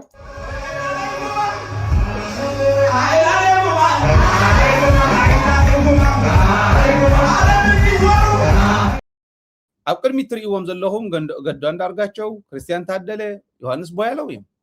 የለውን እዚኦም ዕስለ ዘውፁ ዝነበሩ ንሶም እዮም ነቲ ዕስለ እውን ኣይመለስዎን ንትግራዋይ እውን ኣየጥቅዕዎን ክብል ከለኹ ኣይጨረስዎን ከምቲ ፕላኖም ኦፍኮርስ ዋጋ ክፊሎምና እዮም ግን ከምቱ ንሳቶም ዝደለይዎ ትሕቲ መሬት ከስፍሩና ምስ ታሪክና ኣይገበርዎን ንባዕሎም ግን ናብ ስደትን ናብ ካሊእ ነብፅሓቶም ኣሎ ሕዚ እንድሕር ወዲቕናት ንኤርትራ ክንከዲና ናብ ምባል በፂሖም ኣሎ ኣሜሪካ እንድሕር ችዱ ኢላትና እዚ ናይ ቲፒኤስ ዝበሃል ቪዛ እንድሕር ተሓዲግና ቴምፖራሪ ፕሮቴክሽን ተባሂሉ ተዋህቦም እንድሕር ተሓዲግናት ንኤርትራ ክንከዲና ይብሉ ኣሎ እንታይ እዩ ናብኡ ኣውፅዎም ሕዚ ንሕና ብሰልፊ ብዓመፅ መስትያት ብምስባር ህንፃ ብምርጋፍ መኪና ብምቅፃል ክንመልሶ ንኽእል ነገር ኣሎ ከምኣ ግን ኢሎምና እዮም ንዓና ስርዓት ግበሩ እየ ኢለ ማለት ሒዘየኒ ዓመፅ እንተተላዒላ ኣብ ትግራይ መን ከልዕላ ከም ዝኽእል ፈልጣ ፃድቃን ዓምፁ ኢለ የልዕልን ከልዕሎ ይኽእልን ምክንያቱ ልዕሊ ፃድቃን ዝኾነ መንእሰይ ስለ ዘለና ደጀን ዝበሃል ሓደ ወዲ ዓመፅ መንእሰይ ኢሉ ከልዕሎ ዝኽእል መንእሰይ የለን መንእሰይ ኮነን ወዱ ጓሉ ከልዕሎ ይኽእልን ናብ ዓመፅ ከውፅእ ይኽእልን ኣይከኣልን መንእሰይ ልዕሉ እዩ ዓመፅ ክልዓል እንተኽኢሉ ኣይከኣልን ኣብ ትግራይ ከልዕሉ እንተኽኢሎም ግን ኣብ ሓላፍነት ዘለዉ ሕዚ ዓመፅ ክነልዕልስ ሓግዙና ዝበሉና ሰባት እዮም ስነ ስርዓት ግበሩ ኢለዮም ቃል ብቃል ሓደ ንሓደ ክንዘራረብ ከለና ከምኣ እንተ ገይሮም ግን እከለይ ዓመፅ ኣልዒልዋ ኢለ ኣነ ከዓ ህዝቢ ይፋ ክገብር እየ ብዓመፅ የለን ሰነፍ ናብ ከምዚ ዝኸድ ኣብ ልዕሊ ህዝቢ ተሓዚሉ ስልጣን ክወፅእ ኣብ ልዕሊ መናእሰይ ተሓዚሉ ስልጣን ክወፅእ ስልጣን ኣብ ትግራይ ብካርዲ ጥራሕ እያ ትኾን ካርዲ ሒዝካ እያ ትኾን ብናይ መረፅ ብሕጊ ዝተመረፀ ኦኬ ብሕጊ ዘይተመረፀ ብስርዓት ዘይተመረፀ መንእሰይ ሓዊ እንዳቃፀለሉ ዓመፅ ዓሚፁ ሓዚልዎ ናብ ስልጣን ከውፅኦ ዝኸይድ ግን ሃይለ ብሂወት ስካዕ ዘለዎ እዚ ሚድያ እዚዩ ብትክክል እናሰርሕብ ዘለሉ እዋን ኣይከኣልን ንህዝብና እንዳነገርና እንዳንቃሕና ክንከዲና ንቑሒት ህዝቢ ኣብ ልዕሊ ንቕሓት እናወስኽናሉ ክንከዲና እከለ እንዳበልና ስርዓት ግበሩ ኣይከኣልን ሰብኡት እንተኾንኩም ትሕዚ ዝብሎ ዘለኹ ኣብ ፋኖ ድጋፍ ብምግባር ኣብ ናይ ዓፋር ሓይሊ ድጋፍ ብምግባር ምስ ኤርትራ ሰላም ብምግባር ምስ ሱዳን ዘለና ረኽቢ ብምጥንኻር በዚኣ ንህዝቢ ትግራይ ኣውፅዎ ሓር ኣውፅዎ ነፃ ሃገረ ትግራይ መስርቱ كاوزي وصاي كان تخكليو ندحر كمزي مخاني سلاز فلطني نعاي زي بصحن فتنا الا نز ميديا زي بصح فتنا الا سكعزنا ريسنتلي كاميرا سريقهم كمبيوتر سريقهم استوديو طرحات ريفهم كقصاصرنا وني مكريو كم يمكريو قال سبات نعنا ندحركم زيلو الناس كخنا ملسلو مخالنا نير ناس كعمال وصيحهم كم غير يكدنا كاميرا انت سرق كاي حزب كاميرا كتكو يصحنغو كمبيوتر تسرق حزبي كمبيوتر كتكو يصحنغو بوليس كحيز والله جغان حيزم والله صحنغو ترخيبن خمس من لسا يطراطرني تزيت ملسون حزبي زملس حيل خمت كلكم فنقلو ينالكم يتحسب فتنا خوز خالي بهيوت كعد الله غني يتكعل مسو بقنعنا حزب تግራይ አገልግሎት ናይ ሚዲያ እንዳረኸበ ከዘለቅዩ ተወዲቡ ጸላአቱ ደምሲሱ ጸላአቱ ስዒሩ ናፍታ ዝደልያ ጸፍሕ ከም ዝወጽእ ከዓ አይጠራጠም ሓንቲ መዓልቲ እውን ተጠራጠርኩ የዝቃለስ ከም አትውሉ ዘለኹም ግን ጌጋ ናይ ትግራይ ጸገም ከይፍታሕ ዋና ምክንያት ኮይኖም ዋና ዕንቅፋት ኮይኖም ዘገልግሉ ዘለው ኣብ ስልጣን ዘለው ካቢኔ ተኸራኺሩ እእሚኑ صحفات حيز قريبو اؤمنوا عد خساغر زي يخل كابيني نايمن كابيني يبال كراخر زي يخل تعفين كحد سبندا غوتتكا مو حدا غوتاتنا غوتتكا يخيل غوتات زلخون حدا سب يكون زلخ وي ناود وردو እና ደብረጽን ከይተጣውቁ ከመ ይኮነ غوتات ዝብለ ዘለኹነት መርሒነት ጠቅላላ ምንታይ ከምታ ዝብላ ዘለኹ ሕዚ ይናበቡዶ من باب تزهلس تفنقلت مملاس كعبينا اي حزي من باب تزهلس مقوح سنا من رقاص كعبينا اي حزي فتصم خوون زي يخل مغنيات اندا قبرنا مخاد او كبل كخل الله وزول اقميط الله سلازي عدنا خنساغر انت خوينا امريحنت زني حمق يتصرق ود وردن تግራይ وعلتا وعللا انت خوينو زي اني استخاخلن ولا دحن مرص اي نواح ينواح بسرون مرص اكايد يخلن حزي تግራይ فرق خوينا يمرح صقم يلن ግን بتخكل كمرح ندحر كوينو عقم زلوم سبات بحد كእቱ خلل زي اياتاونا كالي ناي فاندو زينترينا ኤርትራ حزب ግልጽ ይመጽኦም አለው ኢትዮጵያ ግልጽ ገረም ወለው ናይ ኤርትራ ጉዳይ ኤርትራ ታብላ ዓሊ ዘላ ቁጢጥ ዘለት እንበር ትጭራ ዝመስል ዓሰብ ዝሓዘብ ሙሉ ናይ ኢትዮጵያ እዩ ኢሎም እዛ ማፕ እዚኣ ይፋ ገረም አለው ትሪኡ ወለኹም ትብጫ ኢትዮጵያ እዩ ትደባን ብጫ ብላ ዓሊ ዝኒያ ቁጢጥ ዘለት ፍታርስ ዝኒያ ከዓ ኤርትራ እንተ ኸይዳ እዚኣ ሒዛ ትኸይድ እዩ ዓሰብ ብሙሉ ኣሽሓት ኪሎ ሜትር نوحات زلو كوستال لاين ناي ኢትዮጵያ ኢሎም ትብጫ ብሙሉ ኢትዮጵያ ገረም ወለው ከም ዛት ሪእዋ ዘለኹም ማለት እዚዩ ስቂሉ ስእሊ ጥራሕ አይኮነን አበየም ከም ኢሎም ዝብል ክነግረኩም እየ ምናልባሽ ግን አበየም ከም ኢሎም ዝብል ቅድሚ ምንጋረ እዚ ዕላው ዝኾነ ሕጋዊ ኣብ ዝኾነ መድረኽ ዓበይቲ ሓለፍቲ ንሰራዊት ዘረከብዎ ከምዛ ትሪእዋ ዘለኹም ያ ትሪእዋ ኣለኹም እዚኦም ምርቃት እዩ መከላከያ ከምርቁ ከለው ሕድሕድ ናይ መከላከያ ኣባል እዚኣ ክፈልጥ ኣለዎ ነዚኣ ክቃለስ ኣለዎ ዓሰብን ለማስመለስ መስዋዕትነት ለመክፈል ተዘጋጅ ዝብል መድረኽ ከፊቶም ከምዛ ትሪእዋ ዘለኹም ይህቦም ኣለኹ እዚኣ ማለት እዚ ከምዚ ጌርካ ምቕላድ እንታይ ሒዞም እዮም የብል እንዲ برقصኝነት ሰለስተ ስትራቴጂ ሒዝና ኢና ኢሉ እዩ ማለት ዙም ኢን ገይረ ኸሪአኩም ደሊ እምበር እዚኣ ታስእሊ እዚኣ ሰራዊቶም ሒዞም ማንዩ ትማለብ ዝነበረ ናይ ምርቃት መድረኽ እዮም ከምዚኣ ገይሮም ተቐባቢሎምላ ናይ ትማሊ እየ ዝዛረብ ዘለኹ ዓሰብ ዝሓዘ ካርታ ዙም ኢን ክገብራ ምንታ ነቕርብ ኣቢለ ኸሪአኩም ታማፕ ጥራሕ ኸሪአኩም ዓሰብ ዝሓዘት ካርታ ናይ ኢትዮጵያ እዚኣ እያ ኢሎም ንኣባላት ሰራዊቶም ዝሃውዎ ስለዚ እዚኣ ንምምላስ ኩልኻ መስዋዕትነት ንምኽፋል ተዳለ ኢሎም ክሞት ዝደለየ ክሞት ይኽእል እዩ بدليت اندحر كوينو زيا غنتا ما فيهم هيو مزلو عسب زحازه كارتا علاو غيرنا خعيلو امرقات سراويت سلازولو خع سراويت زيا نملاس تدالو يلوم مسوعتነት نخنكفل دلواتينا يلوم قالاتيوم ايوم تمرقات اكايدوم متوم سراويت حزي ازي خباهل كلو ناي ايثيوبيا ناي عسب دليت ناي ايثيوبيا حتو عبزو خونه يكون اوان تطو زبل كم زي كونه بتغبار الرغاغيصوم الله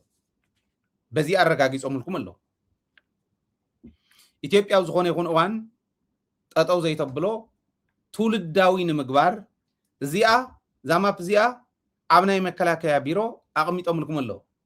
برهانو جلاخ يمرح لحزي صحنغو زخونه مصيخ مرحيو تخارتاو انيها دليت إثيوبيا زي آياتبل بدم بغيرهم صريحهم لكم الله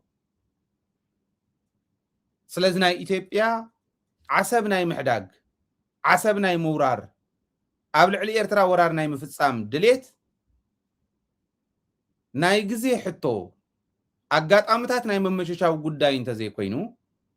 ኣብ ዝኾነ ይኹን እዋን ጠጠው ዝብል ኣይኮነን ዝብል መልእኽቲ ይሕልፈልኩም እዚ ካርታ እዩ ንኣብነት ናይ ኦሮሚያ ጃዋር ኣብ ከሚሴ ከይዱ ዝተኸላ እምኒ ኩርናዓዝ ዓይነታ ዝተቐመጠት ካርታ ዝተኸሉላ ኣላ ታ ካርታ እንታይ እያ ትብል እስካዕ ራያ ዝመፀ ቀርኒ ዝመስል ኣለዋ ኦሮሚያ እያ ትብል ንምንታይ እዮም ከምኡ ኢሎም ወሎ ብምሉእ ናህና እዩ እዮም ዝብሉ ዘሎ ንምንታይ እዮም ከምኡ ኢሎም ወሎ እዩ ነይሩ ዓፋር ዓሰብ ናይ ወሎ እዩ ነይሩ ኢልኩም ኣሎ ባዱላ ዓፋር እውን ናህና እዩ ናይ ወሎ ኣካል ስለ ዝነበረ ናይ ግዜ ጉዳይ እምበር እዚውን ከስተኻኽልዎ እዮም ካብኡ ከንታይ እዩ ተዓባይ ኦሮሚያ ትምስረተሉ ንቅድሚት ፕላን ኤ ኤንድ ቢ ኢትዮጵያ ባዕሎም ከመሓድርዋ እንተኽኢሎም ዶሚናንት ዝኾነ ህዝቢ ከመሓድራ ኢሎም እንተኮይኑሎም ፅቡቕ ተዘይኮነሎም ዓሰብን ህዳሴ ግድብን ዘለዋ ኢትዮጵያ ዘለዋ ኦሮሚያ ንምምስራት እዮም ዝኸዱ ዘለዉ ዝብል ዘቐመጥናዮ እዩ ኢትዮጵያውያን ክጥቀሙ ስለ ዘለዎም ግን ብርግፅ ኢትዮጵያውያን ሕዚ ማለት ኦሮሚያ ኣይኮይነ ምክንያቱ እቲ ካሊእ ክልል ሙሉእ እዮም እዮም ኣምሓራን ትግራይን እየን ዘይኣተዋ ኣምሓራ ይቃለሰሉ ትግራይ እውን ይቃለሰሉ ነንባዕሎም ናኺሰሙ እዮም ተደጋጊፉ ከይኸይድ እዚኣ ምፍታሕ ብሉፅ እሙሮ ዘለዎም ዝሰርሕዋ እያ ብዝኾነ ኮይኑ ግን ኤርትራውያን ልቢ ክትብልዎ ዘለኩም ኣዳኖም ከይገብርዎ ገለ ዝበሃል ጃህራ ኣይሰርሕ ታሓ ክትፈልጥዋ ዘለኩም እንታይ እያ ናይ ኢትዮጵያ ዓሰብ መንጢልካ ናይ ምውሳድ ድሌት ኤርትራ ናይ ምውራር ድሌት ናይ ግዜን ኣጋጣምን ዕድላት ናይ መመችሻው ጉዳይ እንተዘይኮይኑ ብግዜ ከይዲ ጠጠው ዝብል ኣይኮነን ዝብል እዚ ካርታ እዚዩ ኣብ ቤተ መንግስቲ ኣብ ናይ መከላከያ ምቕማጦም ንሕድሕድ መከላከያ ኣባል መሃቦም ኣብ ናይ መከላከያ መድረክ ከምቲ ዓንተ ወይ ዝረኣኹም ዓይነት ካርታ እንዳዓሸጉ ፍሬም እንዳገበሩ ናይ መሃብ ናይ ምሽልላም ደረጃ እንተወፂሖም ትመልእኽቲ ንስ ግን ቦት መልእኽቲ ቦት ማብ ጥራሕ ዝመሓላለፈ ኣይኮነን ትመልእኽቲ ንምንታይ እንታይ ኢሎም ኣለዉ ጌዲዮን ጢሞቴዎስ ባዕሉ ዝተዛረቦ ኣብ ፓርላማ ናይ ወፃኢ ጉዳይ ፖሊሲና እንታይ ይመስል ናይ ዲፕሎማሲና ጉዳይ እንታይ ይመስል ዝብል ሕቶ ክሓትዎ ከለዉ ንሰን ክምለስ ምስ ከደ ናይ ባሕሪ ጉዳይ ቀይ ባሕሪ ጉዳይ ኢሎም እዮም ቀይ ባህርን በተመለከተ በሶስት ደረጃ የከፋፈልነው ያስቀመጥነው ስትራቴጂ ይዘን ነው እየተጓዝን ያለ ነው ይሉ ከመይ የአጭር የመካከለኛና የረጅም ጊዜ ስትራቴጂ ነድፈናል በአጭር ጊዜ ወታደራዊ ዝግጅት በማድረግ ወታደራዊ ምድላው በመግባር ንኤርትራ በመውራር ዓሰብ ታትሪእዋ ዘለኹም ዓሰብ መምላስ እዚ ናይ ሓፅር ግዜ ናይ ማእኸላይ ግዜ ንሕና እንተዘይገበርናዮ ደቅና ክገብርዎ ነገራት ኣመቻችካ ምኻድ ናይ ርሑቕ ግዜ ከዓ ትውልዲ እናተቐባበሎ ዝኸድ ናይ ዓሰብ ሕቶ ለጂትሜት ሕቶና እዩ እና ንሞተሉ ንስዋዓሉ ሕቶና እዩ ትውልዲ ከምልሶ እዩ ዝብል ቃል ካብ ወለዶ ናብ ወለዶ ባንዴራ ከም ተረክቦ እዚኣ እንዳረከብካዮ ምኻድ ዝብል መሊሱ ኣሎ እንታይ የረዳእኩም እዚ ሕዝቲ ካፍቲ ይጎውፁ ካፍቲ ጃህራ ውፁ ኣይዋጉን ኤርትራውያን ኣይኮነን ዝብል ዘሎ ተዋጋእቲ እዮም ተጋሩ ተዋጋእቲ ኢና ሓያላት ኢና እንተኢለ ንወይኖም ካሊእ ተፈጥሮ የብሎምን ሓደ ኢና ሰሙን ሓያላት እዮም እዚ ሕቶ ምልክት ዝኣቱ ነገር ኣይኮነን ንመጃሃርግ ነው ይትጠቀመሉ እንታይ ደኣ ናውግእ እንታይ ኣተኻ ትስዕረሉ መንገዲ ኣመቻችው ከመይ ምስ ህዝቢ ትግራይ ሰላም ፍጠር ጽምዶ ጠናኽር ሕድሕድ ኤርትራዊ ኮንቪንስ ደይኮነን ዝብሎ ኤርትራዊ ኮንቪንስ እንዳገበረ ምስ ትግራይ ምስራሕ እታ እንኮ መዋፂቱ ምዃና ክርዳእ ክእል ኣሎ ከርድእ እውን ኣሎ ሕድሕድ ትግራዋይ ኮንቪንስድ ዝኾነ ኮንቪንስድ ንዘይኮነ ኮንቪንስ ክገብር ከረድእ ምስ ኤርትራ ምስራሕ ብኤርትራ ወገን ዘሎ 1,000 ኪሎ ሜትር ድፋዕ ብሰላም ብምፍራስ ሰላም ምምፃእ ምስ ኤርትራ እንተተኻኢሉ ምስ ኣምሓራ እውን እንተተኻኢሉ ምስ ዓፋር እንተተኻኢሉ እሞ እቲ ናይ ዓፋርን ናይ ኣምሓራን ቃልሲ ከመይ ገርና ደጊፍና እንተይፈለጥካ ደጊፍካ ህዝቢ እዩ ክድግፍ ዘለዎ ደጊፍና እንተኸይድና ዓፋር ሰላም እንተኮይኑ ኣምሓራ ሰላም እንተኮይኑ ሰላም ክንረክብ ኢና ምስ ኤርትራ ሰላም እንተኮይንና ዋሕሶም ኢና ዋሕስና እዮም ናብዛ ደረጃ እዚኣ ንምምፃእ ግን ዝተበደለ ክሒስና እንኸደሉ ደፋር ውሳነ ክህሉ ኣሎ እዚአን ክንረዳዳእ ክንክእል ኣለና እዩ እዚአን እንተገይርና ክልቴና ክንዕወት ኢና እዚአን እንተዘይገይርና ክልቴና ክንብላዕ ኢና ዓሰብ ከምዚ ገይሩ ንኸምልስ ንትግራይ ደቂሱ ክኸድ ክእል ኣሎ ምክንያቱ ትግራይ ኣጥፊእኻ ንምኻድ ንድሕሪት ዘይብል ፖሊሲ ኣለዎ እምነቶም እውን ንስ መነቀል ኣለባቸው ዝብለካ ዘሎ ኮፈት ይኮነ ኣስሪፆሞ እዮም ወፍትወለዶ እዚ ስካዕ ዘይተቐረፈ ትግራይ እውን መስዋዕትነት ሓቢራ እያ ክትከፍሉ ማለት እዩ እዚ ጌርና ክንከድ እንተኽኢልና እዩ ኤርትራውያን እውን ክርድእዎ ዘለዎም በዚ ደረጃ እዩ ዝብል ከቕምጥ እፈቱ ሕዚ ናብቲ ፅምዶ ንምፃእ ኦኬ ኤርትራውያን ነዚ ይረድእዎ እንተኢልና ተሓዚ ዘርእያ ዘለኹ መፈራርሒት ኣይኮነትን ባዕሎም ተቐባበልዎ የርእየኩም ታሪክ ኣይኮነን ትማሊ እየ ዝብል ዘሎ ትማሊ ሎም 27-26 ዕለት 26 ዝገበርዎ እየ ዝነግረኩም ዘለኹ ትማሊ ጀስት ትማሊ ዝተቐባበልዎ እዩ ሕዚ ኣብዚ መድረክ እዚ ኮይና ንሱ ይብሉ ኣለዉ እዞም ሰባት እዚኦም ሓድሽ ኣይኮነን ቅድሚ ሕዚ እውን ዝብልዎ ዝነበረ እዩ ግን እንዳኸረረ እዩ ዝኸድ ዘሎ ነዚ መመለስ ዝኾን ክህልወካ ኣለዎ እዩ ናብቲ ፅምዶ ንምፃእ ሕዚ ንዓ ነጠናኽራ እንዲያታ ናተይ ንሕና ባድመ ብምዕራብ ከባቢ ብሰሜን ምዕራብ ከባቢ ዘሎ ቦርደር ርኢናኩም ኢና ነፃ ኮይኑ ኣሎ ኣብ ፅምዶ ዝነበረና ሕቶ ብፍላይ ናይ ሃይሊ ሕቶ ፍሉጥ እዩ ነይሩ ተረዳዲእሉ እውን እዮም ስናይ ኤርትራ ኣብቲ ፅምዶ ዘለዎ ሓይልታት ዝምልከቶም ኣካላት እውን ተረዳዲእሉ እየ ሰርሕ ዘሎ ካብ ፅምዶ ወፅአ ይፈልጥን ሳ ፅምዶ ኣለኹ ሕቶይ ግን ጠንካራ እየን ነይረን ህዝባዊ እየን ነይረን እዚኣን ተረዲኦም ሞን እዮም ኣነ እውን ተረዲኦ እዮም ለዚ ንስራሕ ኢልና ሓቢርና ንሰርሕ ኣለና ነጠናኽር እውን ኣለና ውችዝ ንዓይ ኩሉ ግዜ ዝሕጉሰኒ ተስፋ እውን ዝበንዝ እዩ ህዝበይ ሰላም ደኾን ከምፃሉ ይኾን ህዝቢ ኤርትራ ሰላም ደኾን ክረክብ ይኾን ሰላም ክንረክብ እንተኮይንና ሓቢርና ከምዚ ገርና ክንሰርሕ ደኾን ንኾን ዝብል ትሕቶ እንዳመለስና ከይድና ኢና እንታይ እየን ነይረን እንተን 4 ሕቶ እዩ እስራት ፍትሑ መሬትና ልቐቑ ምእኹል ይኹን ይሰነድ ተተሰኒዱ ታሪክና ነቂፍና ክንምልሶ ኢና ናይ ታሪክ ሕቶ ተተማእኺሉ ዓጀውጀው ዝብሉ ሰባት ከንፍርሱልና ይኽእሉ መሬትና እንተወፂኦም ብመሬትና ኣሳቢቦም ካሊእ ነገር ገብሩ ዝኽእሉ እውን የለውን ትግራዋይ ሓደ እውን ክኾን እዩ መሬትና እውን ስለ ዝኾነ እዚ ክኾን እዩ ተመዛበላይ እውን ተመሊሱ ኣብ መረበቱ ክሰርሕ ክጅምር እዩ እስራት እንተፈቲሖም ብዘይ ኣግባብ ተተሓዙ ሰባት እንተተፈቲሖም ህዝቢ ሞር እንዳተኣማመነ ክኸድ እዩ ነዚአን ምልክታት ኩለን ንሪኦምና እዮም ብምልክት ግን ንረክዕ ንሞ ክንቅፅለሉ ኢና ኣለና ነቕፅለሉ እውን ኣለና ሳቶም እውን ብደንቢ ብስነ ስርዓት ይምልሱ ኣለዉ ናይ እስራት ጉዳይ ንቕፅል ኣለና ኢና ፎርም ንመልእ ኣለና ኢና ክሓትት እያ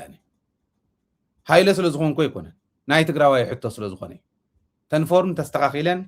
ተሰቂለናልኩም ኣለዋ ኣብ ዩቱብ ቻናልና ኣብ ዩቱብ ቻናልና ኺሉ ደደቢት ሚድያ ኦፊሻል ዝብል ብእንግሊዝኛ ዝተፃሕፈ ዩቱብ ቻናል ከይድኩም እግረ መንገድኩም ሰብስክራይብ ግበሩ ቻናልና እውን ይዕበ ነገር ግን ኣብ ኮሚኒቲ ፖስት ዝተለጠፈ ኣለዋ ፎርሙታት ክልተ ፎርም ኣብ ኢትዮጵያ ተኣሰሩ ትምልከት ኣብ ኤርትራ ተኣሰሩ ዝምልከት ተን ፎርም ምልእወን ብኣግባቡ ብስነ ስርዓት ሰኢሉ ዓጀውጀው እንተኮይኑ ኣይንደልዮም ዲሊት እናገበርና ክንከድ ኢና በታ ዝተሓተትኩማ መሰረት ብስነ ስርዓት ንዓና እውን ብዝንበብ ስርዓተ ነጥቡ እውን ብትክክል ብዝተፃሕፈ ኣጥብቆ ቀቢልኩም ድሕረ ኣቢልኩሞ ድሕር ዘይንበብ ብዙሕ ስለ ዝመፅእ ሓንቲ መዓልቲ እኳ ለጢፍናያስ ኣማይቲ መፅኦም ኣማይቲ ተመልዩ ኣብ ክልቲኡ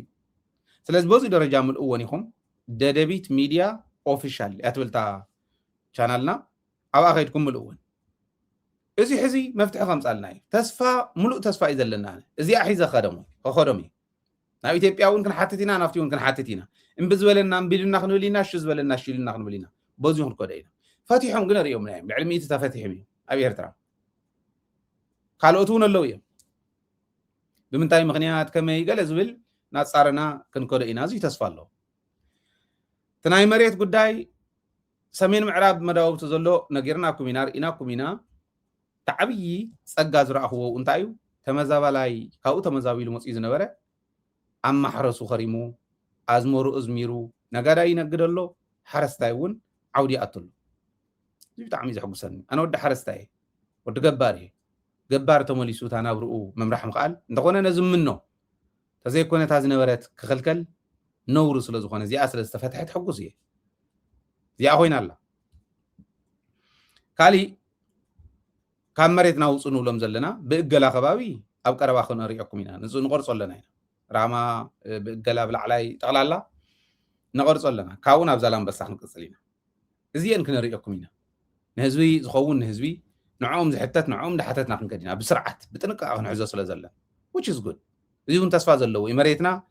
ምውፅኦም ክንረዳዳ ኢና ማለት ብግልፂ እውን ንዘራረበሉ ስለ ዝኾነ ውዕል ኣልጀርስ ሓቢርና ናይ ትግራይ ናይ ኤርትራን ተወከልቲ ኮይኖም መሬትና ናባና መሬቶም ናብኦም ክኸይድ እዩ ኣሕዋቲና ሓቢርና ንንበር ተባሂልና ኢና ክንገብሮ ዘለና ናብኡ ደረጃ ነምፃእ ይቐስና ኣበልና ተስፋ ዘለዎ መንገዲ ይኸደሉ ውፅኢት ፅምዶ ማለት እዚኦም እዮም ተዓብዪ ነገር ተኽሲ የለን እዩ ሰላም እዩ ዘሎ ሕዚ ተኽሲ የለን ተረዳዲእና ንኸደ ኣለና ካብኡ ግን ኣነ ዝሓቶም ዝነበርኩ እውን ይምለሱ ኣለዉ አይዲፒ ተመሊሱ ኣሎ ኣብ ብዙሕ ኣብ ማሕረሱ ኸሪሙ ኣሎ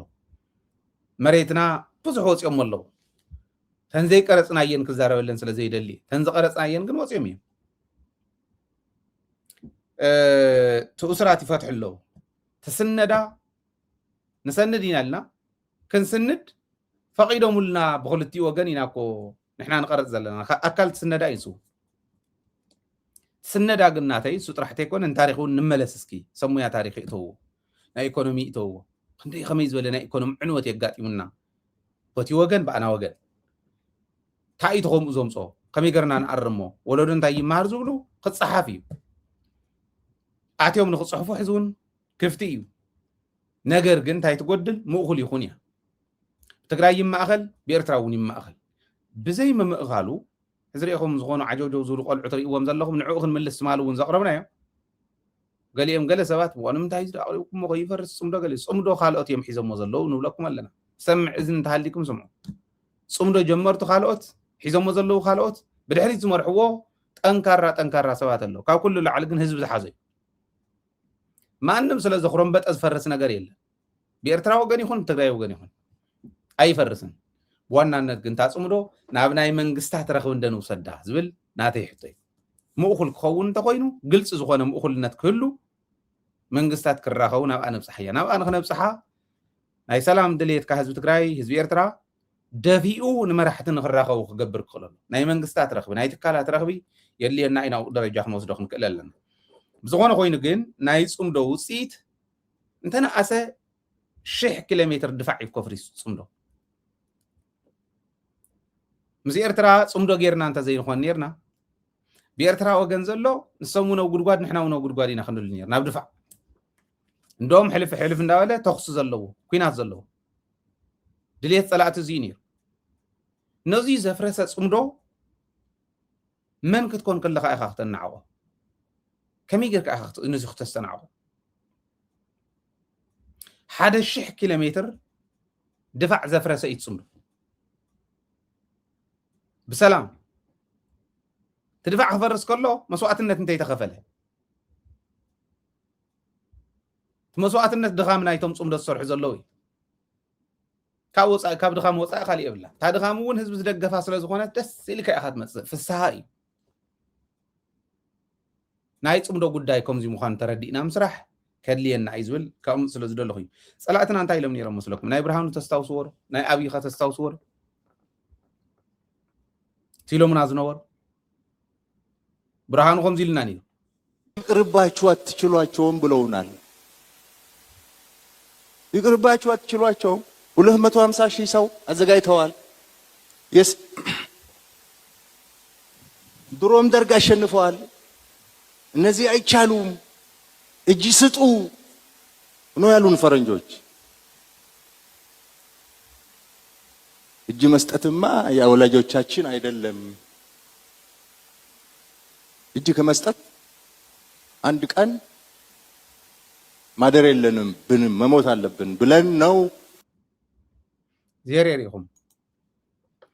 ሙሩኽ ኢድ መሃብ ናይ ቦታትና ኣይኮነን ክብል ከሎ ማለት ትድሓር ዝበለ እዩ። ግን ተሓደ ፃዓዱ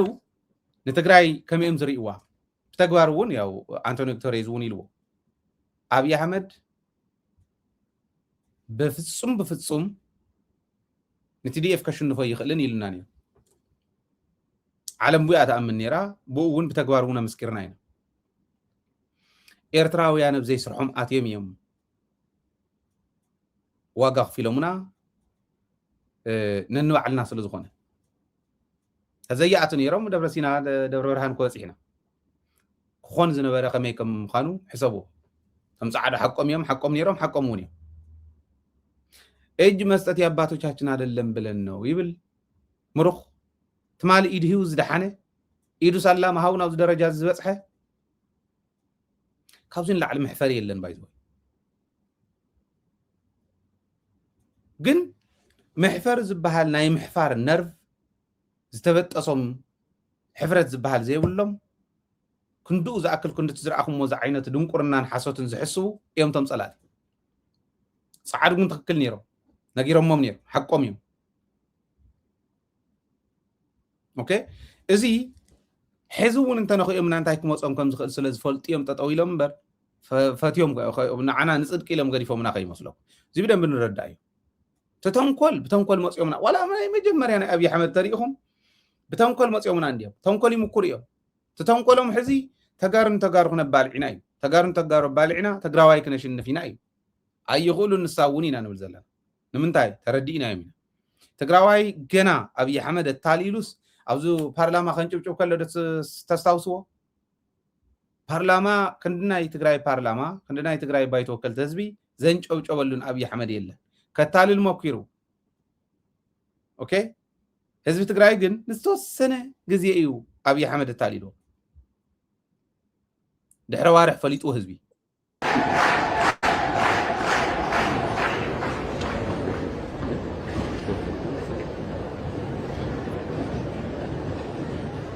ክቡራት ናይ መንግስቲ ላዕለዎት ሓለፍቲ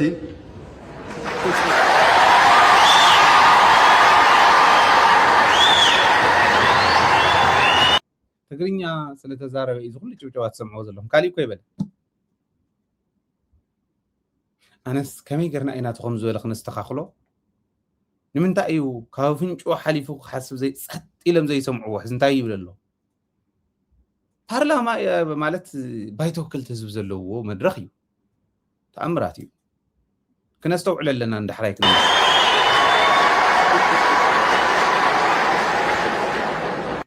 ዘላለማዊ ክብርን ሞገስን ንጀጋኑ ስዋዕትና ክብር ያበለይ ይቀኒየለይ አመሰግናለሁ ገለቶማ ዓይኑ ዶሊን ካብኡ እንዳሓር ዘሎ ንምንታይ እዚ ኣሪኦኩም ከታልሉና ክምክሩ ከለዉ ንዝተወሰነት ግዜ እያ ነይራ ድሕሪኡ ግን ህዝቢ ትግራይ ነቂሕሎም እዩ ካብ ፓርላማ ዝኣቱ ግን ከመይ ዝበለ ጉላል እዩ ኣስተኻኽሉ ህዝቡን ክቕፅል እዮም ዝነበረ መንግስትና ይመለስ ኢልና እንተመሊስና ክቕፅል እዮም ከምኡ ዲኹም ክትኮኑ ከታልሉና ሞኪሮም ግን ኣይከኣሉን ድሕሪኡ እቲ ህዝቢ ቆቋሕ ኮይኑ ተረዲእዎም ሕዚ እውን ከታልሉና ይምክሩ ኣለዉ ከመይ ዓመ ዝብሉ በዓል ፃድቃን በዓል ካሊእን መዓት ቢልዮናት ገንዘብ እንዳውፁ እንዳሃቡ ትግራይ ንኸፍርሱ ይምክሩ ኣለዉ ንዕኦም ዘንጨብጭብሎም ኣብ ካቢነ የለዉ ኢለኩም ይዓንተ ወይ ነዚኦም ክእርም ተዘይኪሉ ወዲ ወረደ ካብ ካሊእ መድረኽ ዝኔው ዓጀውጀው ዝብሉ ዘለዉ ሚድያ እውን እንተይተረፈ ክእርም ተዘይኪሉ ጋዶ ክመፅእ ቶሎ ክእርም ኣሎ ህዝቢ ብስንፍና መራሕቲ ዋጋ ክኸፍል የብሉ መራሕቲ ኮይኖም ክእምኑ እንዳተገባኦም እዮም በዓል ደብረፅዮን ኣብኡ ዝስሕቕ ዘሎ ንባዕሉ እውን መንጨብጨብ ኮይኑ ነይሩ ካልኦቶም እውን መንጨብጨብቲ እዮም ሙሉምቶም መራሕቲ ኣብኣንዮም ማለት እዚ ምስተዋዕል የድልዮ ቆቋሕ ኮንካ ማዕሪኻ ምርኣይ የድልዮ كزارو تمال زولون لهم زولون سماين مريتن رحقت ولا يهلوه كحسوا اندحريت زيولو فشالوا خيام زيهم يوم تايم جن حيزهم جزية زي عكتو سسع سلطان ناي تجارو حزنا من بعل سيه بعل صاد كان عسب كنا من لسلنا ناب إثيوبيا يقولوا ني إثيوبيا عسب انتهي بكاياس نتقراوي كم يقرأ دقيقة تاريخون بعلون تحت مريت تسفيره سمويا تاريخ كوعيتهم ناب زيو صبوت يخنبريت بالإثيوبياس عسب كنا من لسلنا يلوم زخدو ناي كايد مدليتنا يبعل سيه يحزبوت تزبلهم زل تستاوسوا واتخونيو من نፈልገው ነገር አለ አንዱ የባህር በር ኤርትራውያን በዚህ አይጎዱም ይጠቀማሉ እንጂ ግን ኢትዮጵያ የባህር በር እንዳይኖራት የሚፈልጉ ሌሎች ኃይሎች አሉ በፍጹም ይሄ አማራጭ እንዳይመጣ የሚፈልጉ ኃይሎች አሉ እንጂ በመሰረቱ ይሄ ነገር ከኤርትራውያን ጥቅም ግጭት ኖሮት አይደለም ይሄ ነገር ይሆናል ስለሆነም በኢትዮጵያ በኤርትራ ሰላምና ዲሞክራሲ መስፈን ለኤርትራውያንም ይጠቅማል ለኢትዮጵያም ይጠቅማል ምለው በጋራ ለመልማት ሁለታችንም በጋራ ለመልማት ያስችላል አሁን ካለንበት ችግር በጋራ ልንወጣ ያስችለናል ምለው ለዚህ ነው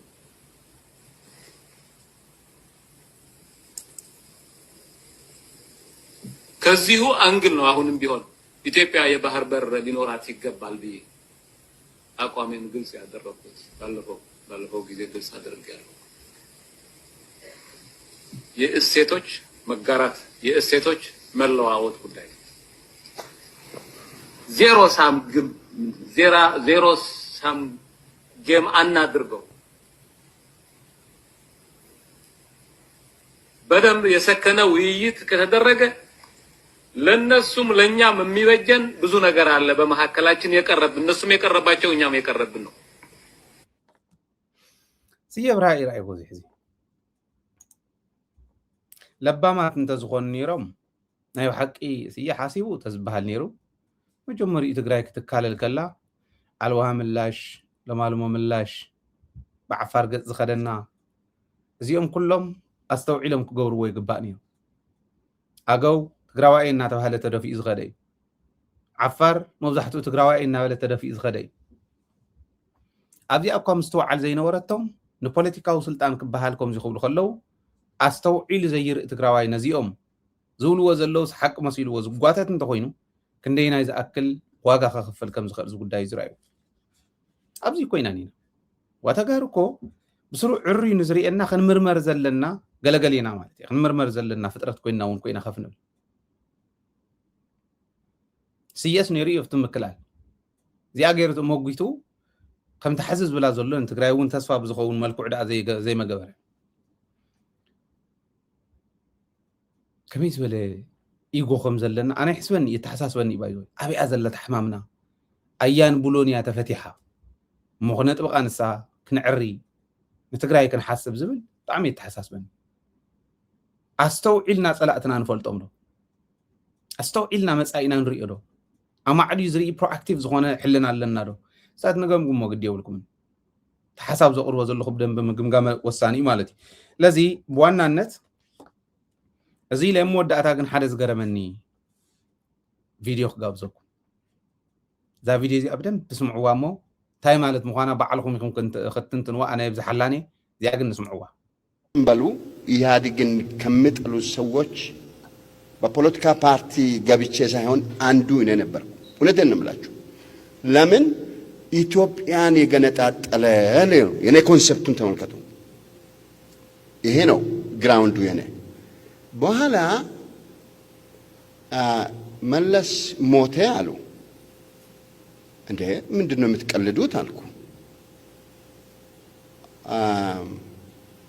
በቃ ግልጽ ሲሆን ባለቤቴ ክት ብላ ታለቅሳለች እንዴ ይሄ ነገር እንዴት ነው ክት ብሎ ማልቀሱ ምንድነው ይሄን አይል ያወደመ ይሄን አይል ያገነጣጠለ ኢትዮጵያን የበደለ ሰው ለምንድን ነው የሚታለቅሰው የራስን መጠየቅ ጀመርኩ this is the truth ወድ አመናችሁም አላመናችሁም ከራሴ ጋር ሙግት ጀመርኩ አሁን ምንድነው ያደረኩት I just went back ማንበብ ጀመርኩ ቪዲዮዎችን መስማት ጀመርኩ። የኢትዮጵያ አንድነት ትርጉም ለመጀመሪያ ጊዜ ያስቀመጠው ሰው እሱ ብቻ ነው። ኢትዮጵያ አንድነት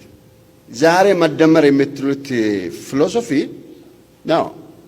ፋር ቢዮንድ መለስ አስቀምጦታል። የት እንዳስቀመጠ ታስተውሳላችሁ? በምሳሌ አባይ ወንዝ ትርቡት አላቸው አይደለም? እንደሚመግቡት ኢትዮጵያን ኢትዮጵያ የሚያረጋት ተራሮቹና ወንዞቿ ሳይሆን በዘፈኑ ብዛት ሳይሆን ህዝቦቿ። ልብ አድርጎ እቺ ቃል ህዝቦቿ ነው።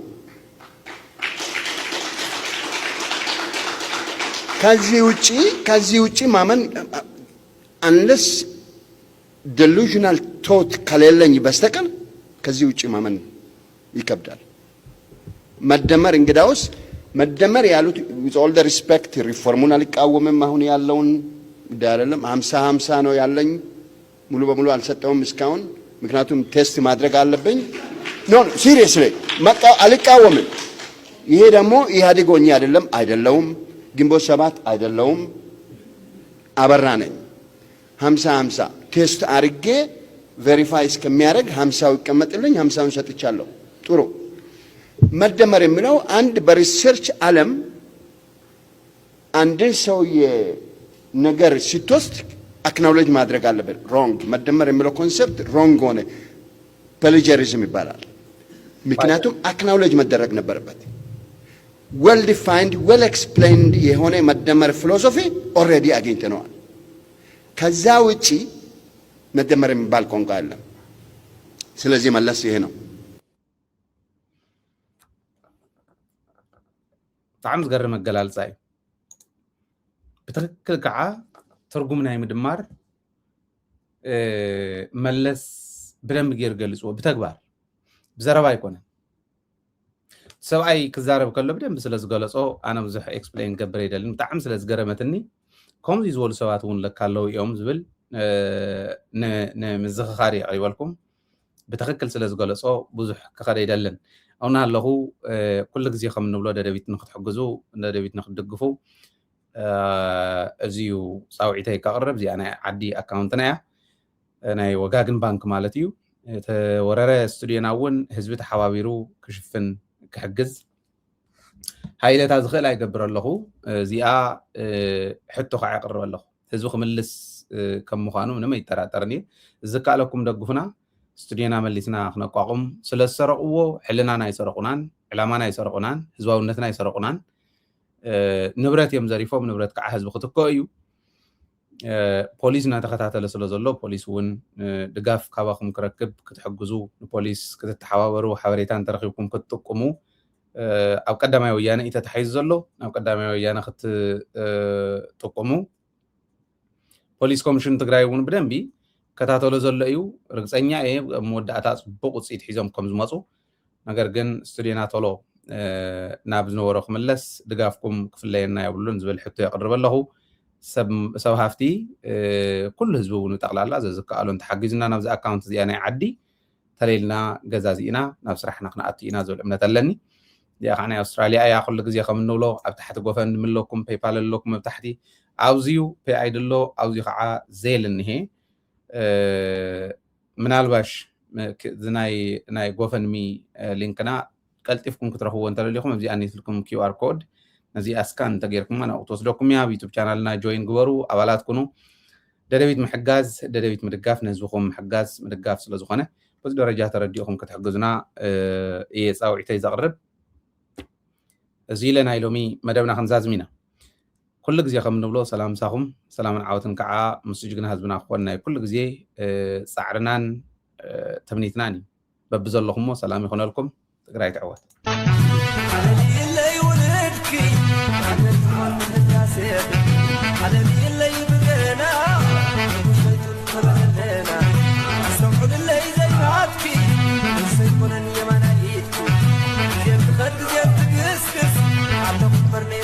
عبس